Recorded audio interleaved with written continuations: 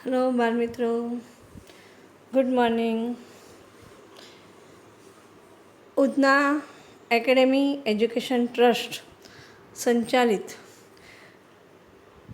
એમ.જે. મહેતા, શ્રીમતી એમ.જે. મહેતા પ્રાથમિક શાળાના શિક્ષિકાબેન હું શ્રીમતી હંસાબેન ગજ્જર આપ સૌનું હાર્દિક સ્વાગત કરું છું.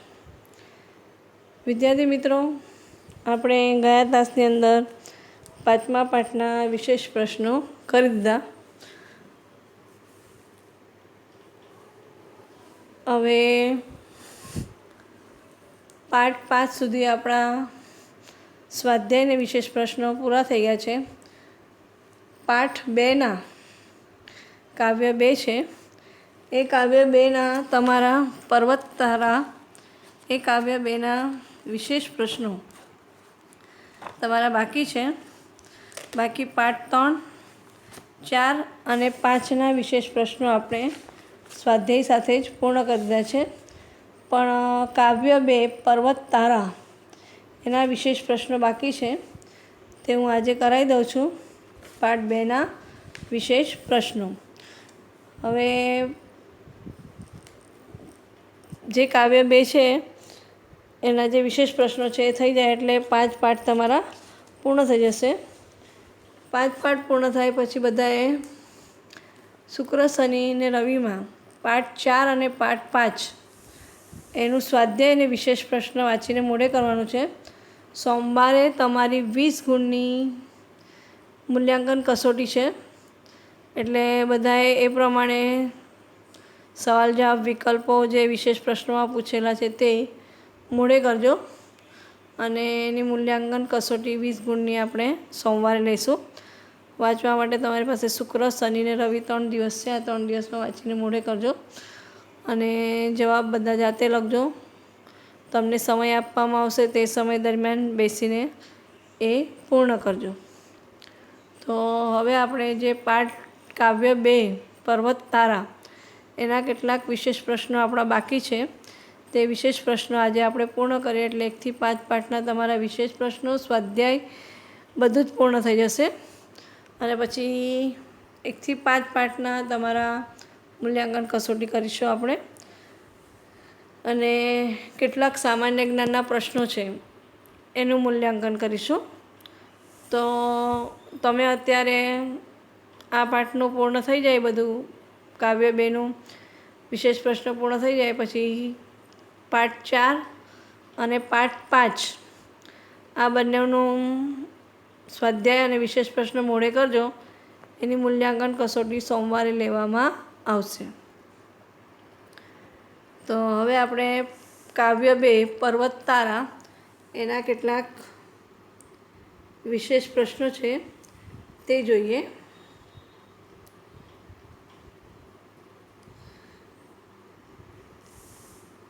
કાવ્ય 2 પર્વત તારા એના વિશેષ પ્રશ્નો. એમાં પહેલો પ્રશ્ન છે, નીચેના દરેક પ્રશ્નોના ઉત્તર માટે આપેલા વિકલ્પોમાંથી સાચો વિકલ્પ શોધીને લખો. પહેલો છે, પર્વત તારા કાવ્યના કવિ કોણ છે? પર્વત તારા કાવ્યના કવિ કોણ છે?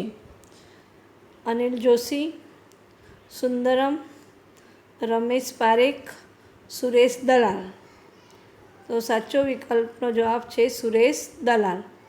પર્વત તારા કાવ્યના કવિ કોણ છે? તો જવાબ છે સુરેશ દલાલ. હવે બીજું છે, કવિએ ઈશ્વરના પહોળા ખભા કોને કહ્યા છે? કવિએ ઈશ્વરના પહોળા ખભા કોને કહ્યા છે? વૃક્ષને, ખડકને, પર્વતને, સૂર્યને. તો કવિએ ઈશ્વરના પહોળા ખભા કોને કહ્યા છે? તો જવાબ છે પર્વતને. ત્રીજો વિકલ્પ છે, કવિની હોડીને કોણ હંકારશે? કવિની હોડીને કોણ હંકારશે? નાવિક, ઈશ્વર, કવિ પોતે પવન. તો કવિની હોડીને કોણ હંકારશે? તો જવાબ છે ઈશ્વર. આ સાથે પ્રશ્ન 1 વિકલ્પનો જે છે તે અહીં પૂર્ણ થાય છે. હવે આવે છે પ્રશ્ન 2.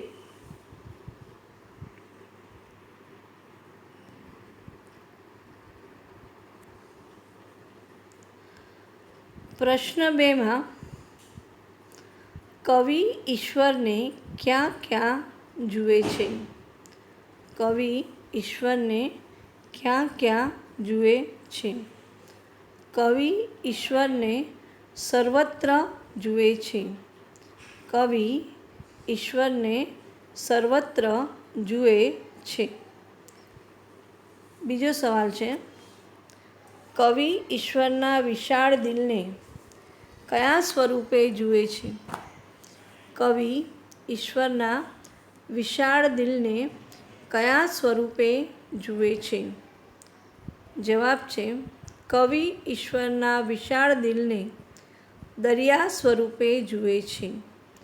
કવિ ઈશ્વરના વિશાળ દિલને દરિયા સ્વરૂપે જુએ છે. સવાલ 3, ઈશ્વર આપણી સાથે કઈ રીતે સંતાકૂકડી રમે છે? ઈશ્વર આપણી સાથે કઈ રીતે સંતાકૂકડી રમે છે? ઈશ્વર રાડ, તાડ તેમજ મોરના ટંકા રૂપે આપણી સાથે સંતાકૂકડી રમે છે. ઈશ્વર રાડ, તાડ, લાડ તેમજ મોરના ટંકા રૂપે આપણી સાથે સંતાકૂકડી રમે છે. સવાલ 4, કવિએ જીવન માટે કયો શબ્દ પ્રયોજ્યો છે? કવિએ જીવન માટે કયો શબ્દ પ્રયોજ્યો છે? કવિએ જીવન માટે હોડી શબ્દ પ્રયોજ્યો છે. કવિએ જીવન માટે હોડી શબ્દ પ્રયોજ્યો છે.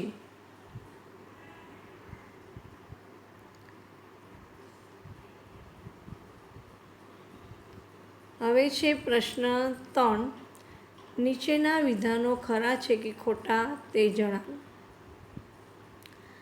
નીચેના વાક્યો સાચા છે કે ખોટા તે આપણે જણાવવાનું છે અને બાજુમાં આપણે એની નિશાની કરવાની છે. કવિ ઈશ્વરને સર્વત્ર જુએ છે. કવિ ઈશ્વરને સર્વત્ર જુએ છે. તો હવે ખરું.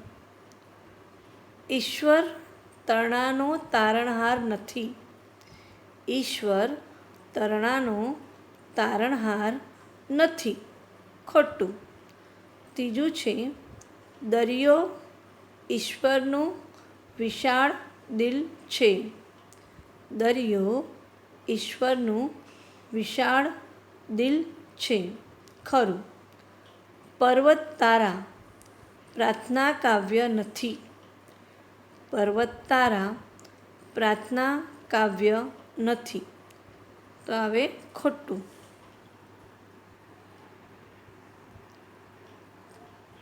ત્યાર પછી છે પ્રશ્ન 4, નીચેના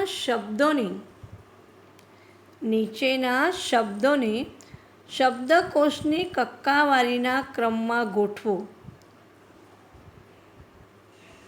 નીચેના શબ્દોને શબ્દકોશની કક્કાવારીના ક્રમમાં ગોઠવો. પર્વત, વૃક્ષો, સોગાદ, સિંહ, ત્રાડ. પર્વત, વૃક્ષો, સોગાદ, સિંહ, ત્રાડ. તો હવે એને ક્રમમાં ગોઠવવાનું. પહેલાં સ્વર ને ત્યાર પછી વ્યંજન આવે મૂળાક્ષરવાળા. તો પહેલું આવે ત્રાડ, પર્વત, વૃક્ષો, સિંહ, સોગાદ. ત્રાડ, પર્વત, વૃક્ષો, સિંહ સોગાદ. ત્યાર પછી છે પ્રશ્ન 5, જોડણી સુધારો. રળિયાત, રળિયાત. દીર્ઘય છે પણ સાચી જોડણીમાં અળમાં રસ્વઈ આવે, રળિયાત. ઈશ્વર, ઈશ્વર. પતંગિયું, પતંગિયું. ગી રસોઈ કરવાનું છે. મોરપીંછ, એવી રીતે મોરપીંછમાં પણ પી દીર્ઘય નહીં, રસોઈ આવે સાચી જોડણીમાં. ફરીથી એકવાર ધ્યાનથી જોઈ લેજો. રળિયાત, ઈશ્વર, પતંગિયું, મોરપીંછ. આ સાથે પ્રશ્ન 5, જોડણી સુધારો, એ અહીં પૂર્ણ થાય છે. હવે આપણે આગળનો પ્રશ્ન 6 જોઈએ.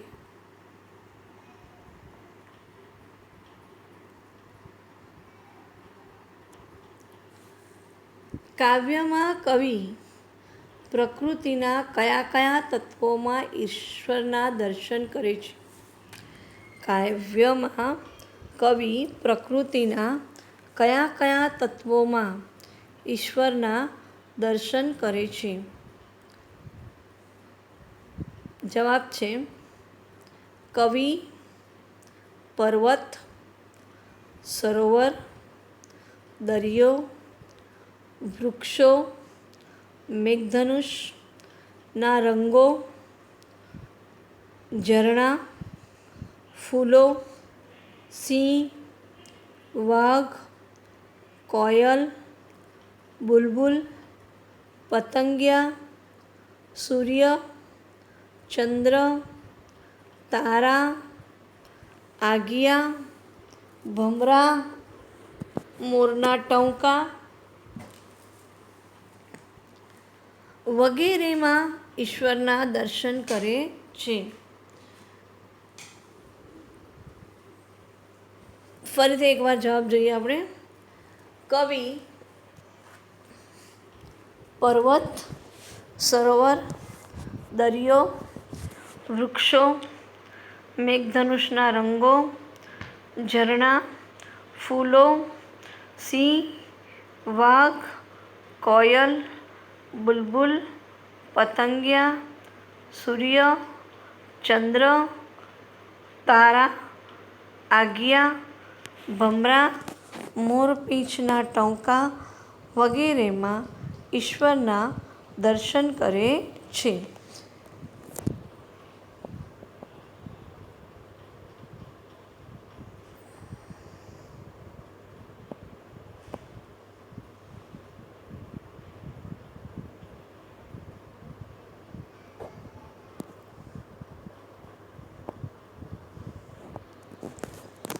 આ સાથે પાઠ 2ના જે વિશેષ પ્રશ્નો હતા તે અહીં પૂર્ણ થાય છે. અને પાઠ 2ની અંદર આના પછી પાઠ 3ના છે, પણ એ વિશેષ પ્રશ્નો આપણા થઈ ગયા છે. એટલે આપણે પાઠ 2 સુધી 2ના જ વિશેષ પ્રશ્નો બાકી હતા તે આપણે અહીં પૂર્ણ કર્યા.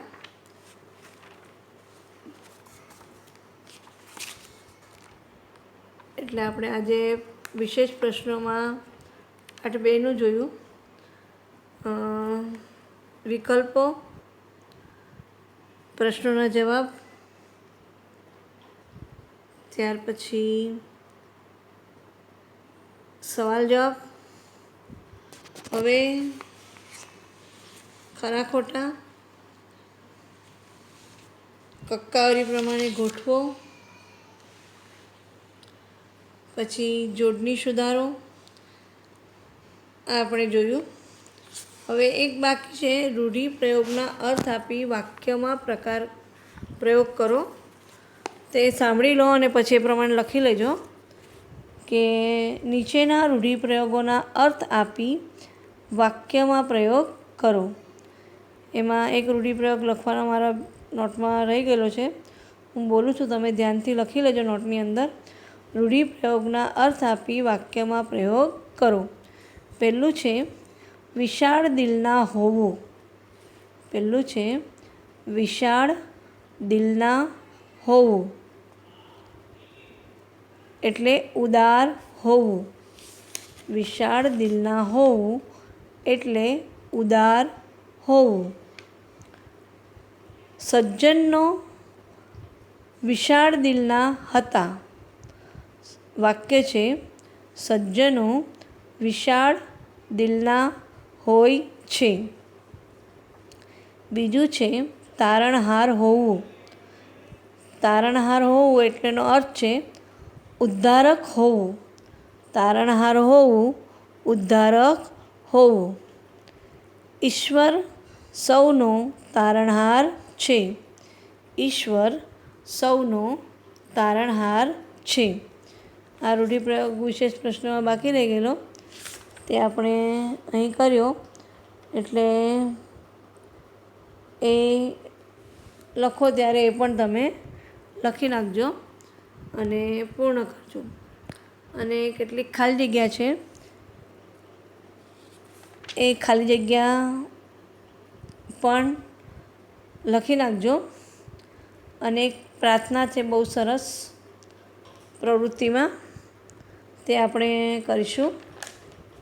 તો ખાલી જગ્યા છે હે ઈશ્વર, હું તને જોઉં છું ક્યાંક ક્યાંક ને ક્યાંક.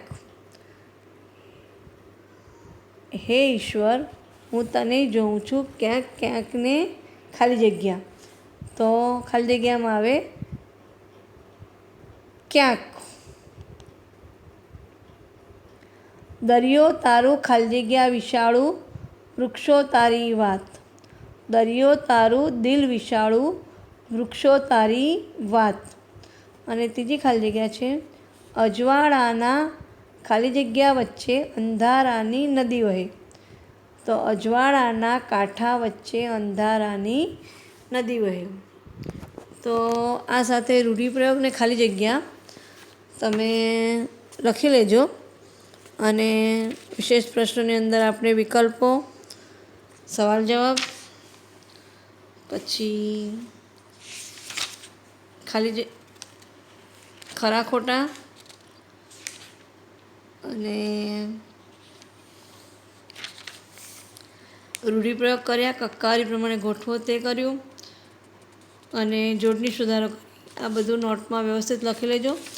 અને સોમવારે તમારી પાઠ 4 અને પાઠ 5નું વાંચીને મોઢે કરજો. એની મૂલ્યાંકન કસોટી લેવામાં આવશે.